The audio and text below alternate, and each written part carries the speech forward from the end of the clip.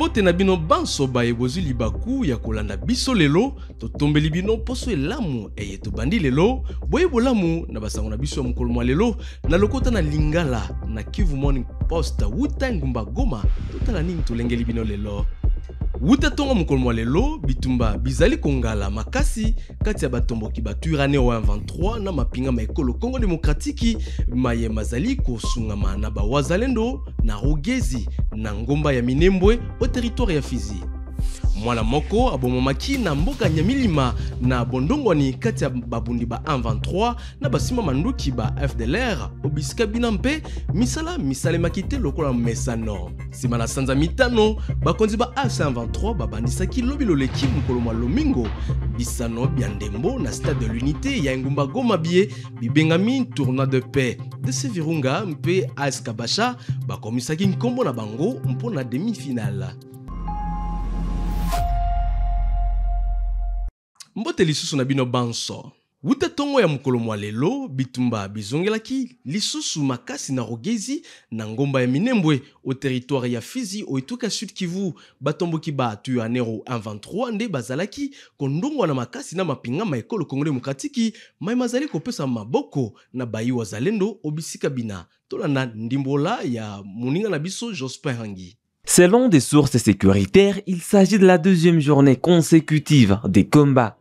Le matin de ce lundi 9 juin 2025, des violents affrontements sont signalés depuis 6 heures du matin dans les villages de Timbiangoma, Mangodjeo, Kwasabuni, Bandindi et Bialere, secteur des Mutamba, territoire de Fizi, a déclaré une source sécuritaire congolaise à Kivu Morning Post sous couvert d'anonymat.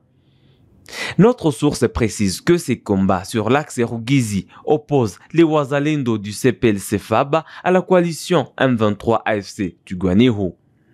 Dimanche, des combats ont éclaté entre les deux parties lors de la fête de la Pentecôte, provoquant une psychose dans la zone. Sur le terrain, l'ennemi est en mauvaise posture. Les vaillants et résistants Wazalendo du CPLC-FAB se comportent très bien, a ajouté la même source. L'AFC-M23 n'a pas encore réagi à ces combats. Début juin, le mouvement a dénoncé les attaques en cours sur l'axe Rugezi et dans les environs visant la communauté Banyamulenge. Depuis plus d'un mois, les autorités congolaises et les rebelles de l'AFC-M23 sont en négociation à Doha. Les délégués de l'AFC-M23 se sont retirés de la table des négociations, accusant le gouvernement de Kinshasa de mauvaise foi. Les autorités congolaises n'ont pas encore réagi et aucune communication officielle n'a été faite par le médiateur. Cependant, des sources anonymes des deux parties affirment qu'un projet d'accord a été remis à l'AFC-M23 et au gouvernement congolais qui continue d'exiger le retrait des rebelles dans certaines villes. Tokende sika na territoire ya Rutshuru awa na etuka Nord Kivu epai wapi mwana moko abomomaki na bitumba biebingalaki lelo na mboka Nyamilima na groupement Binza kati ya babundi ba 23 na basima manduki ba FDLR kolanda sango tozaki lokito lwa manduki manene mpe ya mike loyokanaki mpe bayekoli bakimaki bitelo bya bango mpe misala miso misale makite lokola na mesano na ntina bitumba bina elobaki moko na bavandi babisika biango oyo tobombi kombo awa.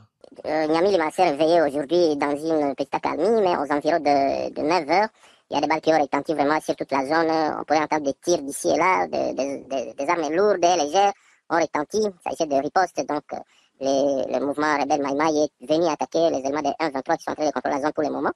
En tout cas, il y a eu échange de tirs. Mais pour le moment, la situation semble calme puisque les bandits ont regagné encore leur chemin de la brousse. Et pour le moment, la situation est un peu calme. Je venais de vous dire que tout a commencé avec accalmie, dont les élèves sont allés aux écoles, les activités se sont bien passées, mais quand il y a rétablissement des balles, en tout cas tout a été paralysé, les écoles ont arrêté, les activités économiques ont arrêté, les boutiques ont fermé, les marchés ont fermé, les élèves ont quitté les salles de classe. C'était une situation qu'on devrait décrire dans quelques 45 minutes ou 1 heure. Mais, en tout cas pour le moment, la situation est un peu calme. Na politiki, Martin Fayulu alakisi polele makanisi maye po na ekolo kolanda liebisi ya bimsaki mokolo mwa lelo Fayulu alobi ete buku likondi ya ekolo Congo Demokratiki elimboli ete moto nyonso azali na makoki makobundela ekolo soki babundisi na yango baoteli libanda to pe obikolo bya bapaya lokola ekomami na mokapo na ntuku motoba na misato to pe na article 63 tolanda ndimbola ya moninga na biso Blaise Basabose. Pour Martin Fayulu, le camp de la patrie est avant tout un état d'esprit. Il incarne la conviction que la République démocratique du Congo est une nation unie et indivisible. Il s'agit du respect strict de la Constitution et de l'expression de la voix des Congolais qui refusent la soumission et le silence face aux menaces de balkanisation du pays.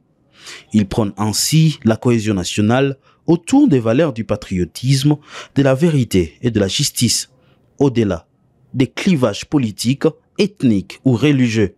Fayulu appelle les Congolais à rejoindre ces mouvements en s'engageant pour la paix et la défense de la RDC. Tout Congolais animé par cet esprit a le devoir de défendre fermement l'intégrité territoriale et la souveraineté de la RDC. Il doit s'opposer vigoureusement à toute agression extérieure ou tentative de balkanisation du pays, promouvoir la paix, la justice et la dignité nationale et dénoncer les complicités internes ainsi que les ingérences étrangères qui menacent la stabilité et l'unité du pays, conclut Martin Fayulu. Lors de sa rencontre à Kinshasa, le 5 juin 2025, avec le président Tshisekedi, Fayulu avait proposé la création du camp de la patrie pour faciliter la cohésion nationale face aux crises sociales, politiques et sécuritaires. Il a également suggéré un dialogue avec les évêques de la Sanko et les pasteurs de l'ECC. Cependant, cette initiative a été vivement critiquée par d'autres opposants. Jean-Marc Kaboun, par exemple, a qualifié cette idée d'erreur stratégique, estimant qu'elle pourra aggraver les divisions au lieu de résoudre les conflits. Lingomba ya mosali wa Nzambe tope pasteur Kashira libandisaki mukolo mwa eyenga moleki mabongisi makosunga bana basi baye bazali kobika na pasi na kopesaka bango lisungili ya mosolo mpene na dollar nkama moko na tinete bana basi bana basala misala ya mambongo pona bolamu bwa mabota mabango na Ngomba Goma misala yango mibengami umama solidarite. Ava ya kusema venye tutatumikisha amo, tunasema kwanza merci kwa hii akte yenye anafanya. Mungu amubariki sana. Vraiment hii fondation Mungu aendelee kuizidishia. Inatukumbuka muma yenye tuko difficile sana. Muma yenye watu baguma tunajiuliza hata kupata bui ya watoto iko vigumu. Mungu anamtumikisha. Anatukumbuka mwa hii muma yenye iko difficile vraiment naye. Mungu aendelee kumubariki na kumuzidishia. Na hii fondation endelee mbele kabisa isipunguki wake. Hii jamaa atuka Mungu aendelee kuikumbuka na kuibariki. Depuis ninazaliwa ndio mara ya kwanza mimi nakamata msaada na hii mimi naona ni Mungu alipenda na banatumika na Mungu kwa sababu mimi naendaka kujiandikisha hata kulomba hata makuta kubanki na Mungu anakatala kwangu. Bali tukamacha kwa makanisa walituita, baba mchungaji alituita msaada, tupate msaada. Umie mimi naongezea kidogo yenyewe niko nayo par rapport na mfuko wangu niko nayo, na ni neema kuipata hii kwa sababu nilikuwa nishakosa nipate nyingine ya kuongezea kama na hii wapi. Lakini kilio yangu ilikuwa hata nipate hata 100 de plus. Hii yenyewe anafanya ni moya kwanza ya hapa. Mungu ambariki. Mimi nauzisha makayabu, samaki ya chumvi, paso sale. Je, mimi nauzisha na nina imani Mungu atabariki, tutakuwa baaminifu. Tunashukuru sana kwa hiki kitendo huyu baba anatufanyizia maudada. Maana hakuna konvasio yoyote. Wengine walikuwa wanatupatia kazo zamani wanalomba tutie intere, lakini hivi hakuna intere. Tunashukuru sana sana sana na Mungu amubariki. Lakini ingelikuwa heri babangu utuongezee kamonta kasogee yulu kadogo.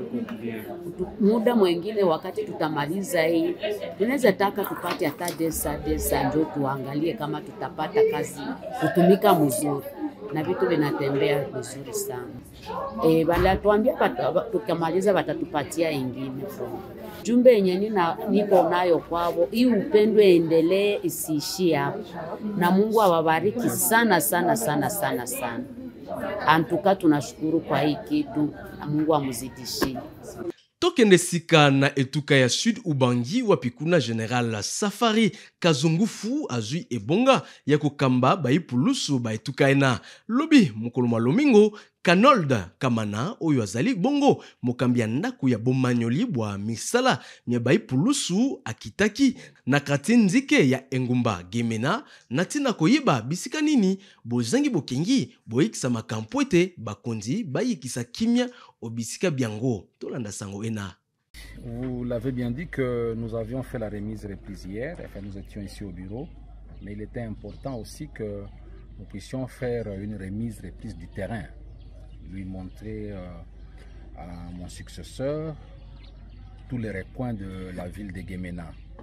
Il y a certains points chauds, il y a des sites stratégiques, il y a des points sensibles et pas mal de quartiers criminogènes.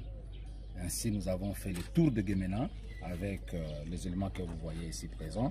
Nous avons sillonné du nord au sud, de l'est à l'ouest de la ville de Gemena, lui montrant tous les points sensibles.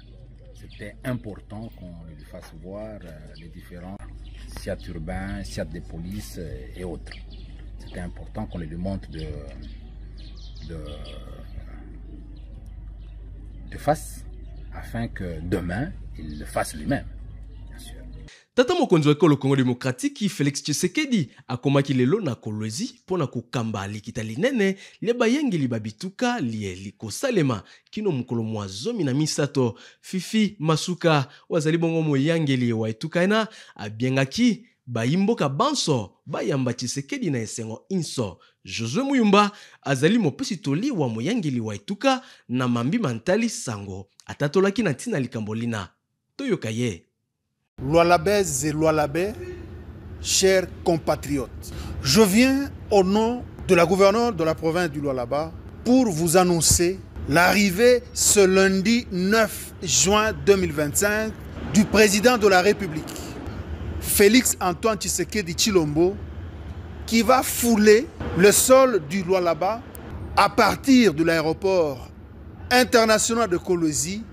Ainsi, la gouverneure du Lualaba vous invite à venir très nombreux, comme elle ne cessait de vous parler. Quand elle est venue vous rencontrer à travers différentes réunions sur différents sites de la province, le jour J est là. Ce lundi 9 juin 2025, c'est le jour que le chef de l'État, Félix Antoine Tshisekedi Tshilombo, s'est fixé rendez-vous avec vous, peuple Lualabé, à l'aéroport international de Kolwezi à partir de 8 h. Vous êtes conviés à réserver un accueil chaleureux. C'est de cette manière, c'est de cette façon que vous allez remercier l'autorité suprême du pays.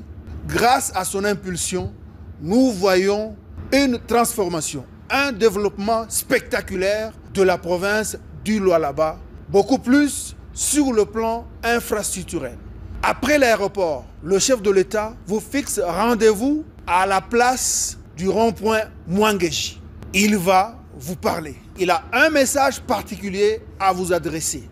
Donc, la gouverneure Marie-Thérèse Masuka Saini vous convie à venir nombreux comme vous l'avez toujours fait. Venez nombreux, tenez-vous main dans la main avec vos proches, partis politiques, étudiants, étudiantes, exploitants miniers artisanaux communément appelés creuseurs, mamans maraîchères, femmes religieuses, toutes catégories confondues. Vous êtes invités à venir nombreux pour réserver un accueil sans précédent, un accueil historique au chef de l'État, parce que tout ce que nous voyons, la modernisation, la métamorphose de la province du Lualaba, tout cela est insufflé par le chef de l'État, Félix Antoine Tshisekedi Tshilombo. Venez nombreux pour le remercier. C'est l'appel de la gouverneure du Lualaba, Madame Marie-Thérèse Masuka Saini. La suite du programme vous sera communiquée dans les heures qui suivent. Je vous remercie. Mituka minene minene mia moyangeli wa Kinshasa mizali kokoba na kobuka pe kopunza ndako mingi na komini ya Ngalima totala sango ena.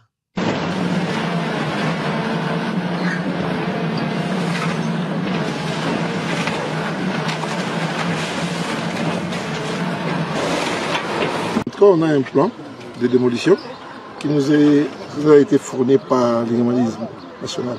C'est eux qui ont donné les autorisations de bâtir ici et c'est eux qui ont délimité aussi là où on doit démolir. Vous savez, Bédengalema, c'est pas la première fois qu'on démolit ici. Ça a été dit. D'ailleurs, l'acte sur lequel on s'appuie, l'acte juridique ou de loi sur lequel on s'appuie pour démolir ici, c'est un acte déjà qui a été posé par notre prédécesseur Ngobila. Il n'y a pas eu un autre arrêté de démolition, c'est toujours le même arrêté. Mais ça, quand même, cette opération a été demandée au niveau national. C'est le Conseil des ministres au niveau national qui ont demandé qu'on puisse démolir ici. C'est de remettre la baie d'Ngalema dans son état naturel. L'État a sûrement un projet ici et ils ont construit de manière anarchique. Je voulais profiter de cette occasion pour demander à nos frères congolais, et Kino en particulier, Kinois, de changer un peu de mentalité. Moi, je ne sais pas s'il y a un plan urbanistique ici. Les gens sont venus pour établir un COP.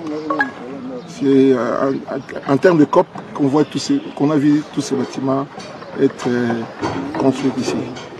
Voilà, il faut que tout change, que tout soit un peu sérieux. Il n'y a pas eu de plan urbanistique ici. Ça, j'ai dit ça et je confirme, il n'y a pas de plan urbanistique. Les gens sont venus en avant-hier. Les gens, je ne sais pas où ils trouvent l'argent. On avait déjà démoli ici, ils sont revenus encore à la charge, ils ont construit.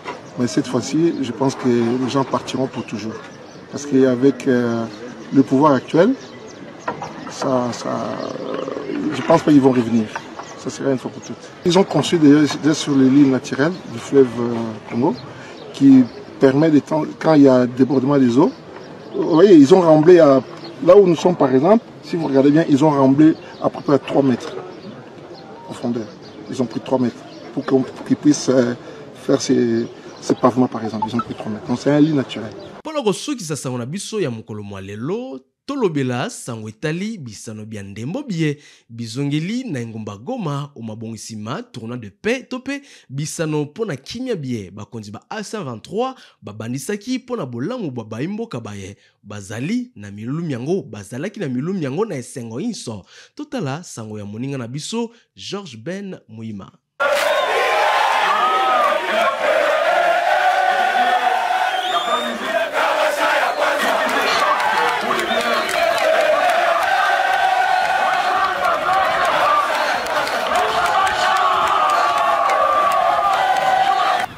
Le football est de retour en ville de Goma. Environ 5 mois sans activité sportive.